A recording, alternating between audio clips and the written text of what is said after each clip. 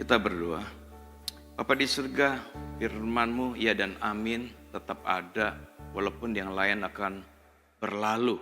Oleh karena itu Tuhan, biar firman yang pernah kami baca, yang ada dalam hati kami, yang hari ini juga akan kami dengar, biar tetap di dalam hati kami menjaganya. Dan bukan saja menjaga, tetapi kami bisa melakukannya sehingga kami tidak berdosa. Tapi hidup kami menjadi impact yang besar bagi orang-orang sekitar kami. Ajar kami dengan firman-Mu, mungkin menghibur, menguatkan, meneguhkan, tetapi juga tidak jarang mengoreksi kami. Tidak mudah pada waktu kami dikoreksi. Biarlah kami punya hati yang lembut, kami mau diubahkan cara pikir kami yang serong sehingga kami kembali kepada jalan Tuhan.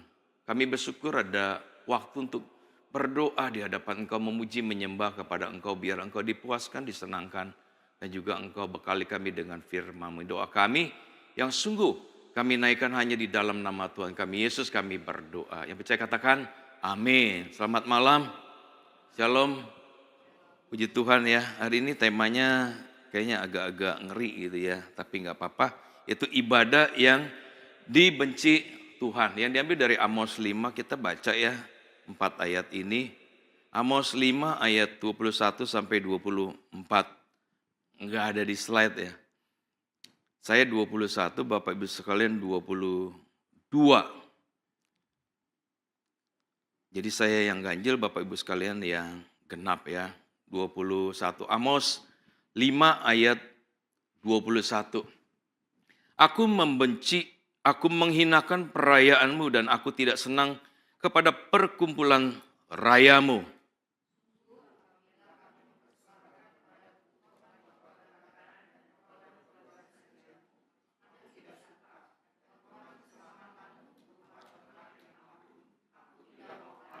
Jauhkanlah daripadaku keramaian nyanyian-nyanyianmu, lagu gambusmu tidak mau aku dengar.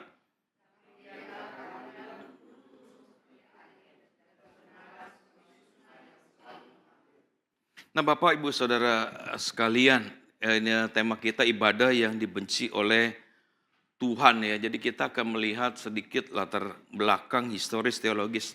Nabi Amos ini adalah salah seorang peternak domba dari Tekoa ya pada zaman usia Raja Yehuda dan dalam zaman Yerobeam anak Yoas Raja Israel. Jadi Israel terbelah menjadi dua, di utara dan di selatan. Nah Amos ini adalah nabi di kerajaan selatan, yaitu yang dibawa tapi diutus ke kerajaan yang ada di utara pada abad 8 sebelum Masehi. Nah keadaan masyarakat di bagian utara ini, mereka makmur namun hidup dalam ketidakadilan. Ada korupsi, ada penindasan terhadap orang miskin.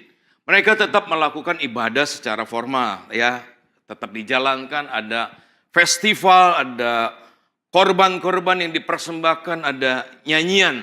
Namun hati mereka jauh daripada Tuhan, daripada Allah. Karena mereka hidup tanpa keadilan dan tanpa kebenaran. Sehingga apa? Sehingga Tuhan menolak ibadah mereka.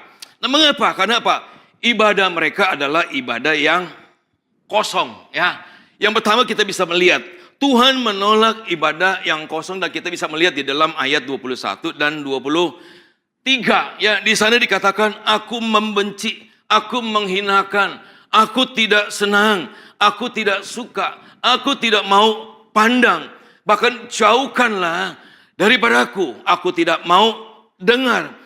Aku membenci ini di sini bukan sekedar tidak suka biasa, tapi Tuhan menolak, memusuhi dengan dengan keras. Ini penolakan yang aptik dan tajam. Aku menghinakan, aku tidak tertarik, merasa muak, jijik, tidak menyukai secara aktif. Itu betul-betul Tuhan tidak suka terhadap ibadahnya orang Israel. Aku tidak senang. Artinya apa? Aku tidak akan mencium. Nah biasanya Tuhan itu mencium itu berkaitan dengan korban ya yang dipersembahkan atau perayaan mereka ya. Nah, di dalam konteks Ibrani kuno ya, mencium bau itu adalah cara simbolik bahwa Tuhan menerima, berkenan atas korban yang dipersembahkan dan juga ibadah mereka. Tapi Tuhan tidak senang, aku tidak suka, aku tidak menginginkan, aku tidak berkenan, Aku tidak mau pandang, aku tidak mau apa? Memperhatikan, aku tidak mau memusatkan perhatian, menilik dengan satu perhatian khusus, bahkan dikatakan jauhkanlah daripada aku, ya, singkirkan, hapuskan, ya. Tuhan memalingkan mukanya daripada ibadah mereka terhadap ibadah orang Israel dan bahkan perayaan mereka. Bahkan Tuhan tidak mau dengar, ya, tidak mau memperhatikan, tidak menerima dengan penuh perhatian. Intinya Tuhan membenci, Tuhan menghinakan, Tuhan menganggap seperti bau busuk yang menggambarkan penolakan total yang berasal daripada Tuhan terhadap ibadah mereka yang kosong. Nah, pertanyaan kita, apa yang ditolak oleh Tuhan? Yang pertama, ya, yaitu apa? Perayaanmu, ya. Nah, ini ya, perayaanmu dan perkumpulan rayamu. Nah, di dalam kehidupan orang Kristen ada perayaan-perayaan, ya. Paskah, hari raya roti tidak beragi, pondok daun, ya, lalu apa? Ibadah-ibadah mereka di bait Allah Tuhan tolak. Lalu apa yang ditolak oleh Tuhan? Korban bakaran. Ini apa? Jenis persembahan yang seluruhnya dibakar di atas mezbah yang tidak dimakan oleh imam. Ini khusus buat Tuhan. Ya, misal korban apa? Kesalahan, pengakuan dosa dan lain sebagainya, itu dipersembahkan untuk Tuhan. Lalu apa? Tuhan juga menolak korban sajianmu. Ini persembahan dari hasil pertanian seperti apa? Memberikan tepung yang terbaik, minyak zaitun, kemenyan, dan lain sebagainya. Yang kadang-kadang dibakar sebagian di mezbah, sisanya dimakan oleh imam. Nah, ini boleh dimakan imam, kalau yang tadi enggak. Itu khusus itu untuk Tuhan. Lalu juga apa? Korban keselamatanmu. Ya, di sini korban keselamatan bisa juga korban syukur, korban pendamaian, korban apa? Persembahan damai, dan bahkan apa dikatakan nyanyian-nyanyianmu dan apa lagu gambusmu, lagu puji-pujian yang naik kepada waktu mereka beribadah, ya. Lalu ada musik-musik keagamaan yang disertai dengan alat musik seperti apa? Gambus, ada harpa, kecapi, alat musik petik yang lainnya. Nah, Tuhan tidak mau. Tuhan menolak perayaanmu, perkumpulanmu, ya, perkumpulan rayamu, korban-korban bakaranmu, korban-korban sajianmu, lalu apa? Korban keselamatanmu, nyanyian-nyanyianmu dan lagu gambusmu. Oleh karena apa? Karena ibadah mereka adalah ibadah yang kosong, ya. Nah, hari ini bagaimana dengan ibadah kita? Ya, kita datang ke dalam rumah Tuhan. Ini kalau yang datang doa kayaknya sih udah pilihan lah, ya. Tapi yang hari Minggu itu bagaimana? Bagaimana sikap kita datang ke dalam rumah Tuhan, ya. Dari persiapan dari rumah sampai di dalam rumah ibadah, lalu kita beribadah. Apa yang kita lakukan? Pendeta Francis Chan, ya, nanti akan saya ceritakan. Saya pernah ceritakan waktu kita khotbah di umum. Francis Chan ini siapa sih dia, ya? Francis Chan itu adalah apa? Ya, masa lalunya begitu tragis. Begitu mamanya melahirkan dia, mamanya meninggal dunia. Lalu papanya menikah lagi. Jadi ada mama yang baru, mama tiri itu, ya. Jadi singkat ceritanya, suatu saat mama tirinya itu, mama barunya mengalami kecelakaan mobil lalu meninggalkan dunia. Nah, setelah itu, ya, papanya mengidap penyakit kanker. Lalu apa? Akhirnya meninggalkan dunia ini. Nah, dia masih kecil. Lalu diadopsi, dirawat oleh om dan tantenya gitu, ya. Nah, suatu saat, ya, om dan tantenya ribut besar. Singkat ceritanya, omnya itu membunuh tantenya ini. Tantenya mati, setelah itu Pak omnya gantungkan diri. Jadi baru SMP saja anggota keluarganya sudah banyak yang meninggal dunia. Ya, dari mamanya, papanya, ya, mama barunya, ya, lalu omnya, tante, 5 orang meninggal dunia. Tapi kita bersyukur, ya, dia tidak kepahitan, dia dirawat dan diajar oleh gereja yang kelak kemudian hari dia menjadi seorang pastor. Ya, dia menjadi pastor, menjadi pendeta di Cornerstone di California. Lalu dia juga bergabung dengan We Are Church, lalu menjadi misionaris di Hong Kong, lalu kembali ke Amerika. Nah, satu saat ada ibadah di tempat dia di Cornerstone gitu. Ya, LW-nya selesai, lalu LW-nya turun, lalu dia naik di atas mimbar akan menyampaikan kabar firman Tuhan. Nah, sebelum dia menyampaikan kabar firman Tuhan, dia berkata demikian, ya, kepada seluruh jemaat yang hadir pada waktu itu. Saya merasa hari ini ada banyak orang yang datang ke gereja, tapi lupa apa alasannya kita datang ke gereja. Dia berkata demikian. Banyak orang yang datangnya telat, ya, yang melayani juga telat, jemaatnya datangnya juga telat. Banyak yang ketika worship leader itu menaikkan pujian, mengajak jemaat, dia tidak menaikkan puji-pujian.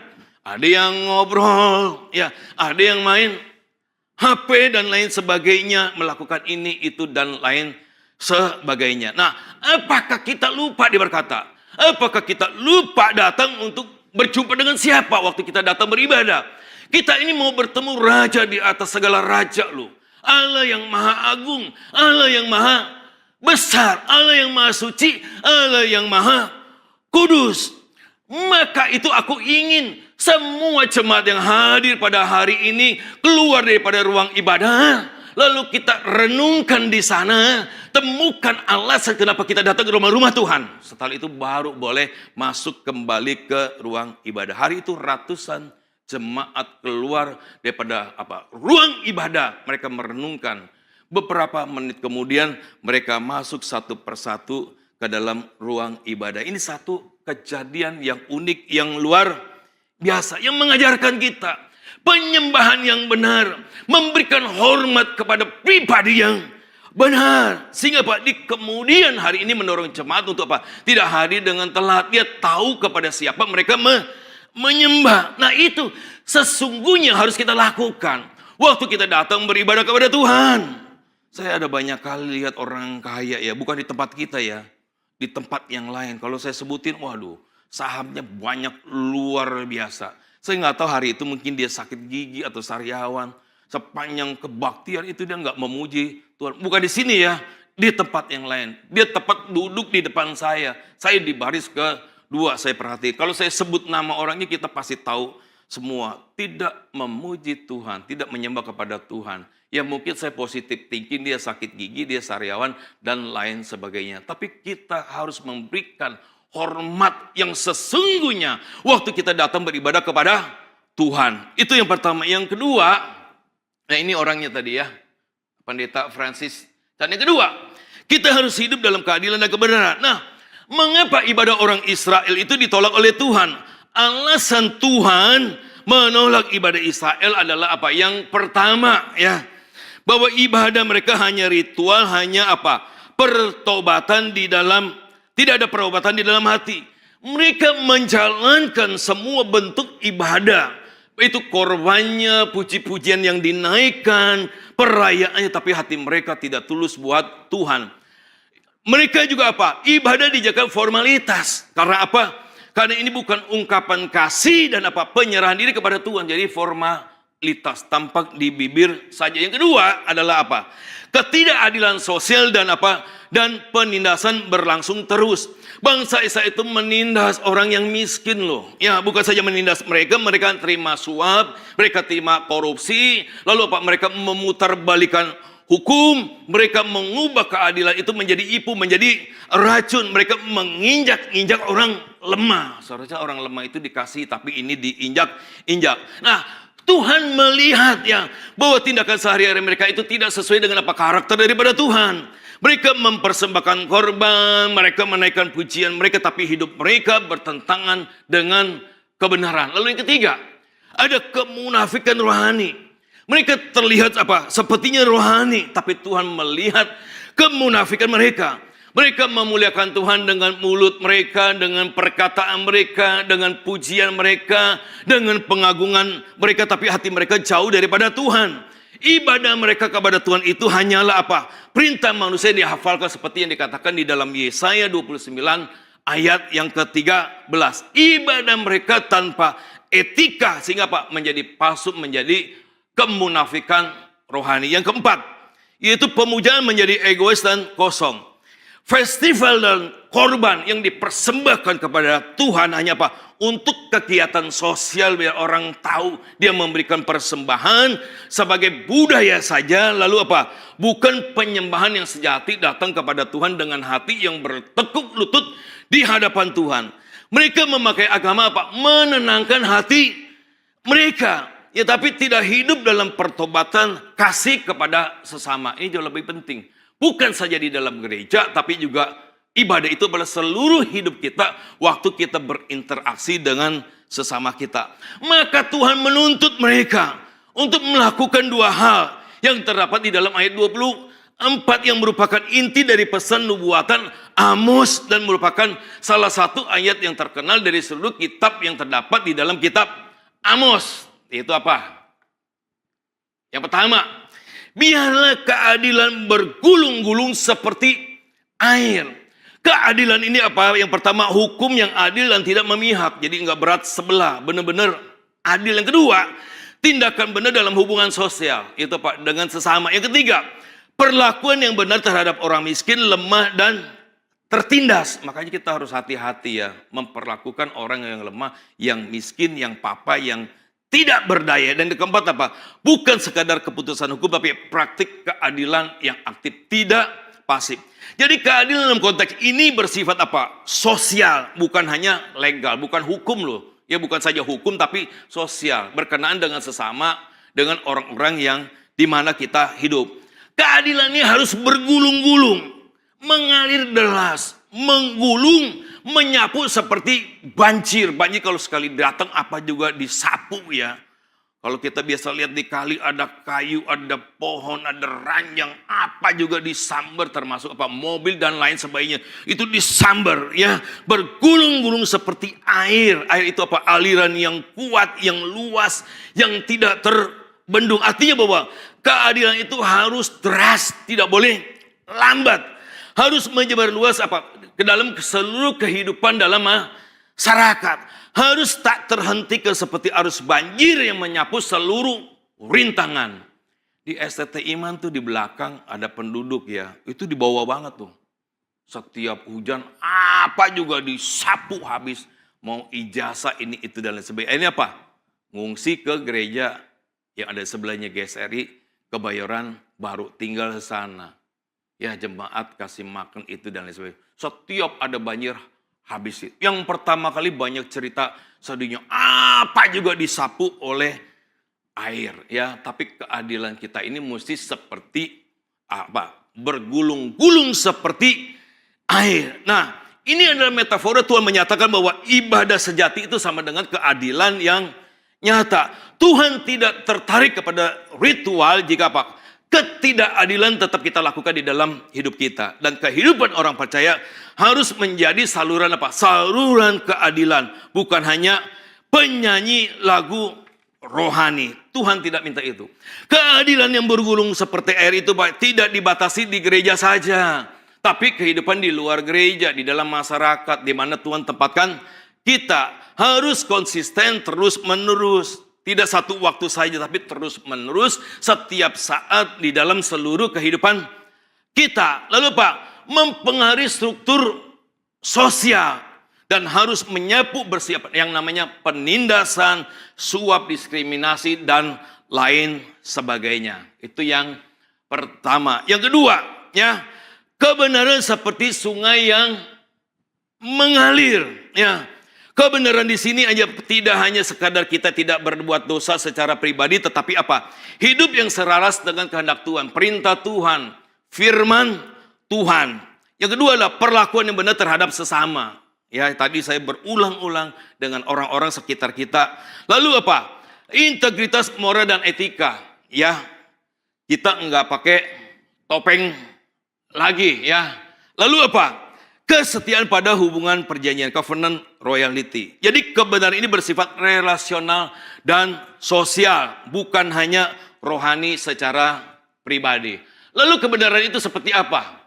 Kebenaran itu seperti sungai yang selalu mengalir. Sungai itu adalah satu lembah sungai yang airnya selalu ada, tidak pernah berhenti, bukan seperti sungai musiman yang nanti kalau kemarau itu menjadi kering. Ya, sungai ini sudah penuh, tapi juga apa? Dia selalu mengalir. Yang kuat, yang stabil, yang tetap tidak kering. Ya, kalau sungai musiman musim panas dia akan menjadi kering. Jadi sederhananya keadilan itu harus mengalir deras dalam kehidupan kita, kuat, luas, tidak terhentikan seperti air yang menggulung menyapu semua ketidakbenaran. Ini dua yang harus dilakukan oleh orang Israel, bahkan oleh setiap kita.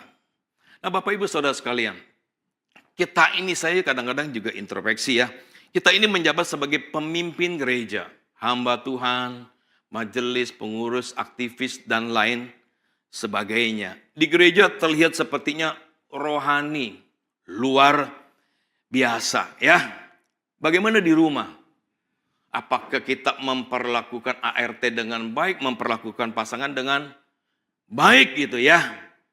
Atau mungkin ada juga yang udah KDRT selingkuh. Contoh misalnya, ini udah contoh yang udah viral ya.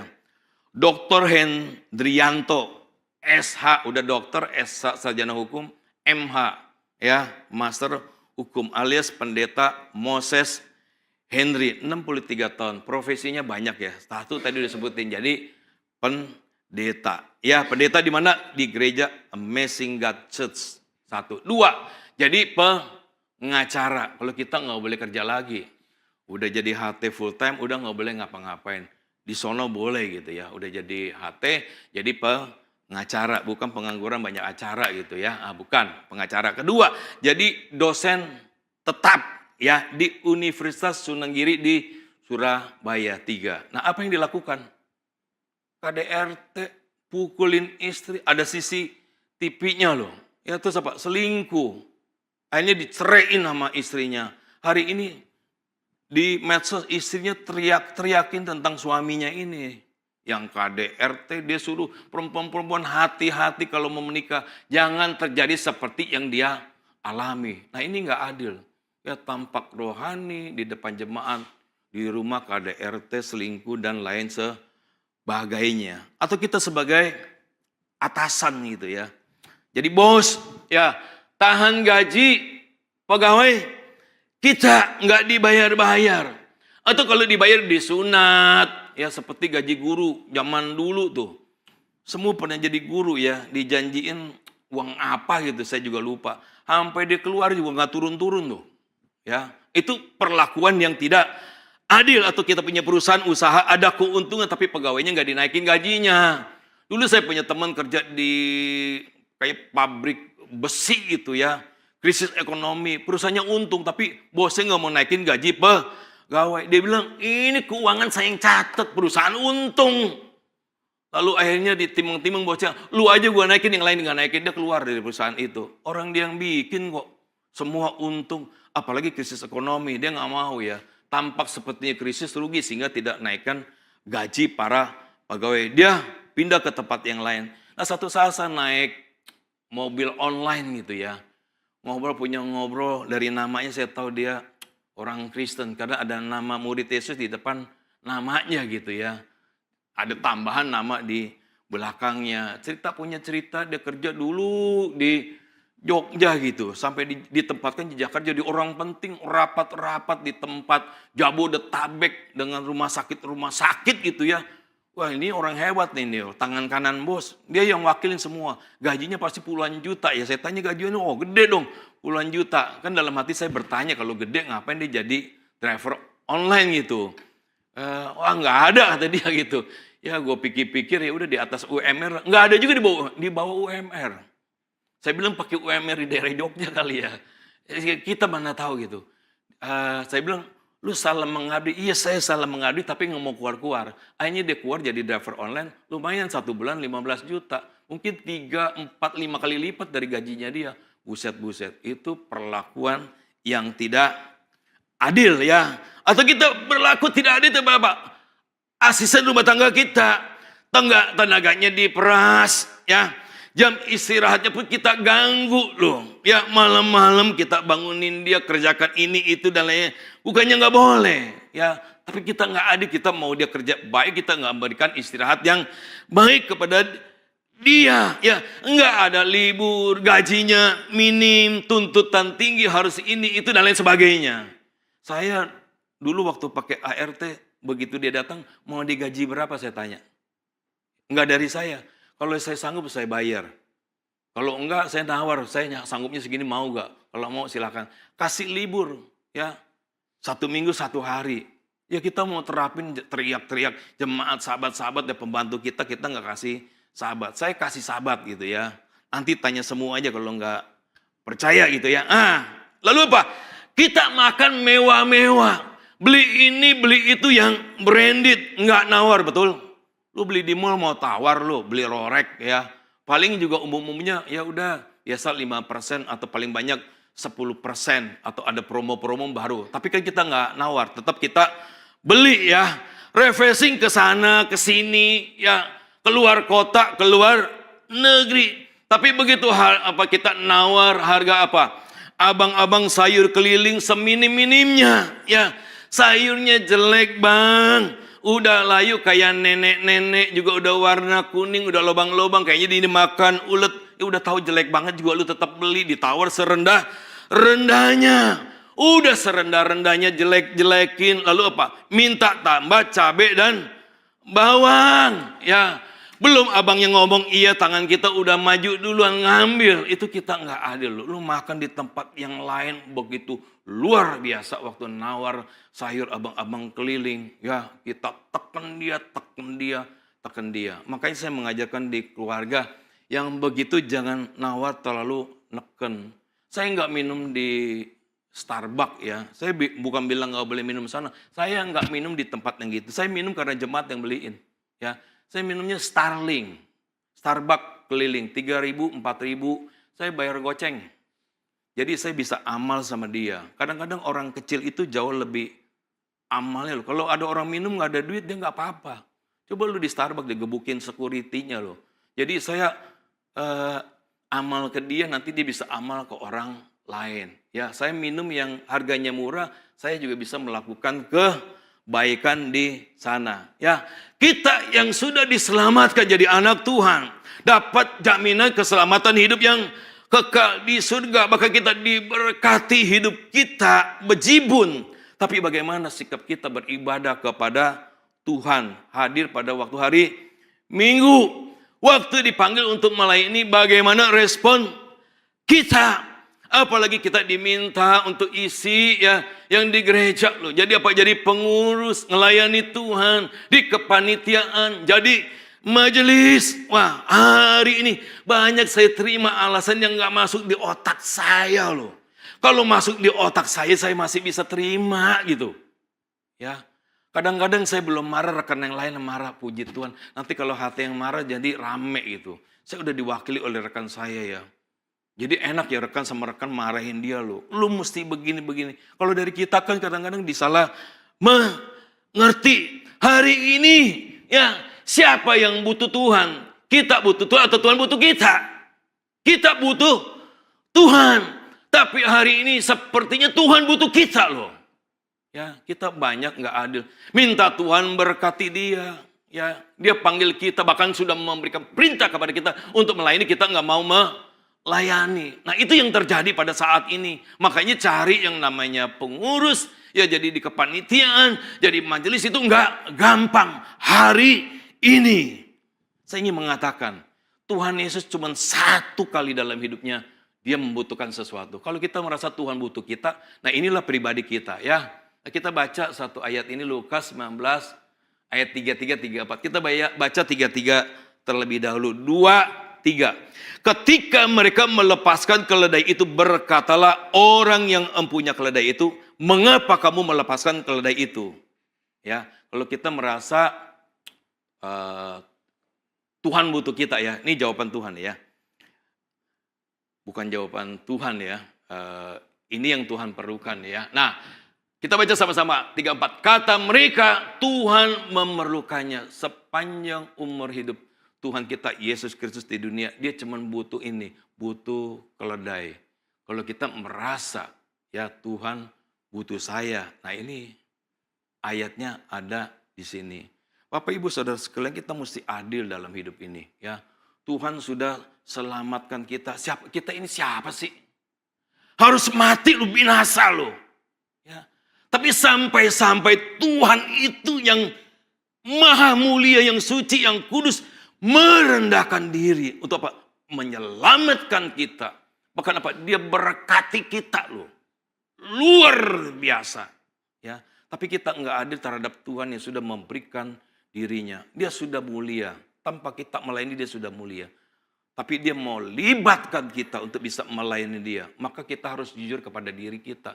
Termasuk yang di rumah yang menyaksikan, kita harus adil terhadap diri kita, terhadap Tuhan loh yang sudah menyelamatkan kita. Kita mau cepet-cepet Tuhan bantu kita gitu ya. Tapi kalau kita diminta, kita juga nggak mau adil. Coba hari ini misalnya nih, kita lagi menggap-menggap gitu, napas, minta tolong sama Tuhan. Kata Tuhan, biarin aja lah. Minta berkat buru-buru, kata Tuhan, biarin aja kere. Kita nggak mau. Kita mau yang terbaik, ya, keselamatan mati dan lain sebagainya. Tapi kita tidak mau memberikan yang terbaik kepada Tuhan. Kita berdoa. Bapa di surga, kami datang di hadapan Engkau. Firman Tuhan di Amos 5 memperlihatkan kepada kami, Tuhan menolak ibadah umat Israel karena mereka melakukan hal-hal yang tidak adil dalam hidup mereka. Tidak menjalankan firman Tuhan, mereka menindas yang lemah, mereka korupsi, menerima suap, memutarbalikkan hukum. Kami menyerahkan setiap diri kami, Tuhan, mungkin kami juga tidak melakukan keadilan, kebenaran di dalam hidup kami. Ampuni kami ya Bapa, biarlah firman-Mu mengajar setiap kami, agar dalam hidup kami bisa merenungkan baik-baik apa yang sudah Tuhan lakukan atas hidup kami. Maka tanpa diminta pun kami sebagai ucapan syukur kami pasti akan memberikan, terus belajar, memberikan yang terbaik untuk Tuhan. Oleh karena itu tolong kami ya Bapak, pimpin setai kami, jaga hati kami, sehingga kami terus punya kepekaan yang demikian, sehingga kami tidak mengecewakan, mendukakan hati daripada Tuhan. Kami mau di dalam gereja kami terlihat rohani, tapi kami di luar juga mau terlihat rohani. Kami bisa memperlakukan orang-orang sekitar kami dengan adil, dengan benar, sesuai kepada firman Tuhan. Sebentar kami akan berpisah, Tuhan sertai kami sampai di rumah kami dengan tidak kurang satu apapun. Dan malam ini kami akan beristirahat, biar kami bisa beristirahat dengan tenang di malam gelap yang kami tidak kuasai, tapi Engkau Allah yang Maha Kuasa menyertai melindungi kami. Dan kalau Tuhan izinkan kami besok hidup, biarlah hidup kami boleh menyenangkan, memuaskan hati daripada Tuhan. Inilah doa kami Bapa yang suka kami naikkan, kami panjatkan di dalam nama Tuhan kami, Yesus Kristus yang hidup, kami sudah berdoa. Amin. Silakan saat teduh, Tuhan Yesus memberkati.